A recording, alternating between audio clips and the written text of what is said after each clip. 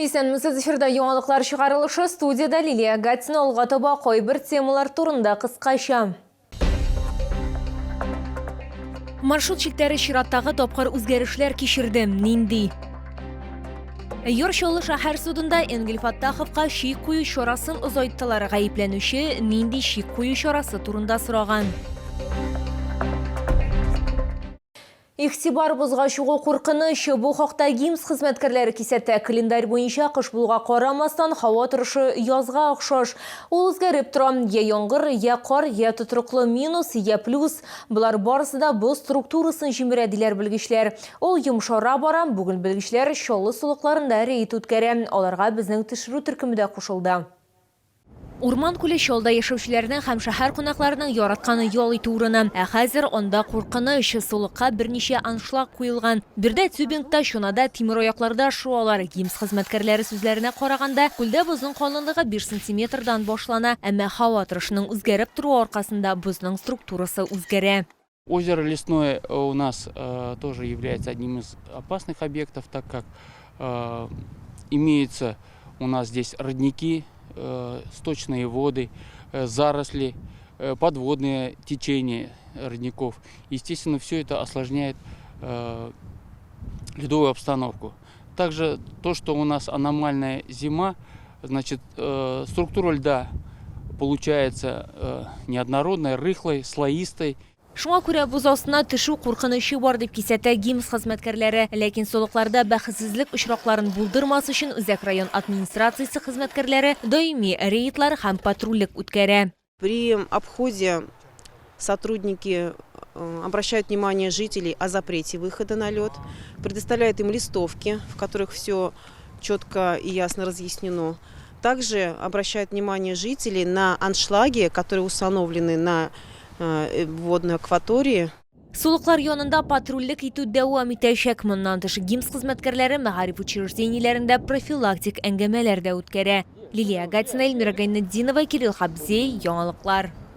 Һәм тагын үзгәрешләр, маршрут челтәре чиратагы тапкыр үзгәрешләр кичерде. Исегезгә төшерәм, без Чаллыда автобуслар хәрәкәте схемасы үзгәрү турында берничә тапкыр сөйләдек. Җәмәгать транспортының барлык пассажирлары да бу яңалыкка шат түгел иде. Бигрәк тә алар 26-нчы маршрутның бөтенләй алынуына зарланды. Тулырак алдагы минутларда сөйләрбез. Элекке маршрутның уңайлылыгы турында җәмәгать транспортының башка пассажирлары да сөйләде. Алар сүзләренчә, элек 26-нчы автобуста автостанция тукталышына барып җитәргә мөмкин булган. Хәзер исә ул энергетик мәдәният йорты тукталышына кадәр бара. Аннары Мәләкәс Аръягы микрорайонына юл тута. Сейчас говорят, нет востребованности. Ну разве это не смешно? Люди вынуждены ехать с пересадками, потому что не на чем ехать. То, что вернулся 26-й, вот нам сейчас нужно в Новый город, и, конечно, мы ждем 26-й. Мы рады, что он вернулся, это правильно. Но то, что он перестал ехать до автовокзала, это... 26-й очень нужен был маршрут, только у меня еще одно предложение. Можно вернуть его по старой схеме, который был до 31 числа, до 31 декабря. Очень было удобно с него уезжать, ну, на этом маршруте было уезжать до Сидоровки. Было очень удобно. Поэтому вот единственное предложение – вернуть этот маршрут обратно.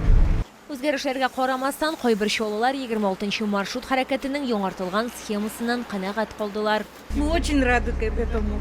Очень удобный этот автобус, маршрут удобный. Особенно для детей с колясками. Вот они же не могут в газельку залезть с колясками, с маленькими детьми. Правильно? Вот, мы очень рады, что опять запустили. И очень довольна, что у нас появились вот эти большие красивые автобусы. Нарядные водители, вежливые. Такое удовольствие. Никто на нас не орет с проездными. То есть замечательно. Единственное, что недостаток. 14-й комплекс у нас остался без транспорта. И 19-й комплекс. Вот это нужно как-то учить. А так все замечательно. Удобно, он прямо до самого дома едет. Я удивлена, я не думала, что 26-й будет. Вот он недавно уехал, сейчас новый должен подъехать. Очень шикарно, я очень рада, спасибо большое. 26-нчы автобус 10 минутлык интервал белән йөри. Машина йөртүче сүзләренчә, маршрут кирәк, шуңа күрә аны кире кайтарырга булганнар. Я сегодня только первый день на нем работаю. Пока еще ничего сказать не могу. Но поток хороший. Автостанция тукталышына кадәр барып җитү өчен шәһәр буенча 10-нчы маршрут йөри дип белдерде автобус йөртүче. Лилия Гатина, Яна Вальзу, Тимур Сафронов, Яңалыклар. Йорчолы шәһәр судында республиканың элеккеге мәгариф министрына һәм Октаныш районының элеккеге башлыгына шик кую чарасын озайттылар. Исегезгә төшерәм, Энгель Фаттахов ришвәт алуда шикләнә. Тик тикшерү версиясе буенча 2018 елдан 2020 елга кадәр түрә янәсе үз йортын реконструкцияләре рәвешендә төзелеш компаниясе вәкиленнән ришвәт алган. Алмашка ул яшьләр үзәген ремонтлауга килешүгә кул куюда ярдәм итә. Гаепләнүче нинди шик кую чарасы турында сұраған бұл хақта алдағы материалда. Свиданка бермесіңіз. Күрешергә бирмисеңме бу сорауны Энгель Фаттахов суд утырышы башланганчы ук җиткерде, ләкин җавап булмады. Шикләнүче үз хатынына елмайды. Процесс башлангач, ниндидер мизгелдә ул аңа шулай ук елмайды һәм күз кысып куйды. Ир-атаны СИЗОдан чыгарырга һәм үй аресты астына җибәрүне сорады. Я прошу изменить меру пересечения или заключение под стражу на более мягкий под домашний арест.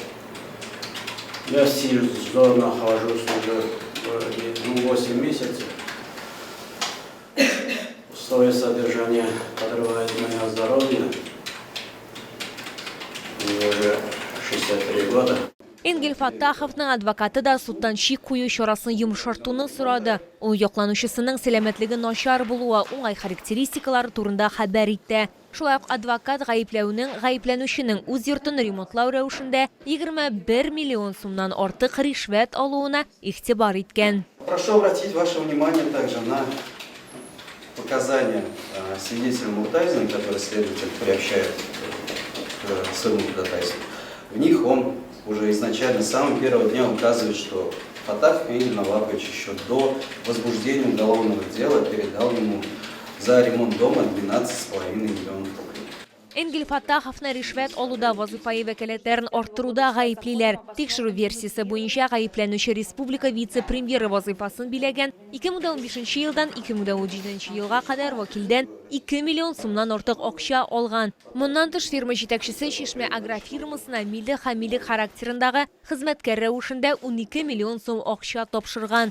Соңгы компания Фаттаховлар гаиләсенә карый. Причастность Фаттахова Наваповича к совершению инкриминируемых деяний подтверждается показаниями свидетелей, очных ставок и иными материалами уголовного дела. С момента последнего продления срока содержания под стражей обвиняемого Фаттахова выполнены ряд следственных процессуальных действий, именно окончено производство строительно-технической судебной экспертизы.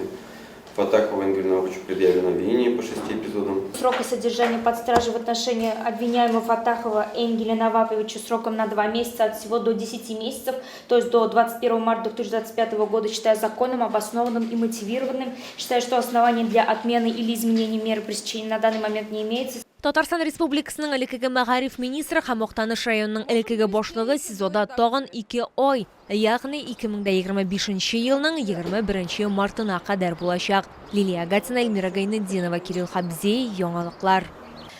Күңел җылысы һәм изге теләкләр белән волонтерлар, активистлар Йорчоллының битараф булмаган халыкка алгысызлыкта булган сугышчыларга ярдәм итүне дәвам итә.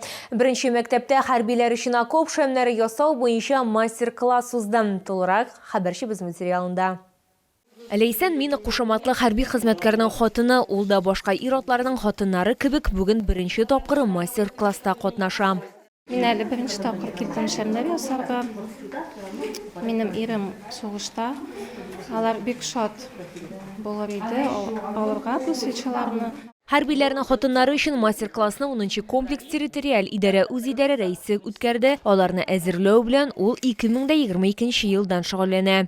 Бүген без шәмнәр әзерләдек. Ул шәмнәр безнең махсус хәрби операциядә катнашкан солдатларыбыз өчен январь азагында без алар өчен гуманитар ярдәм оештырырга җыенабыз һәм инде шәмнәр белән бергә аларга ярдәмне җибәрергә тырышабыз. Хәрбиләргә гуманитар ярдәмне гыйнвар ахырында җибәрелер дип планлаштырыла. Бу посылкаларда ватанны саклаучыларның туганнары ясаган окоп шәмнәре дә булачак.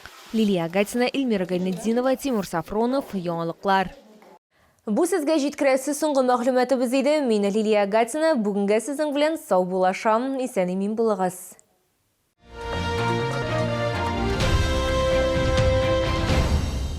Комфортное лечение зубов по доступным ценам. Стоматология «Улыбка». 39 23 23.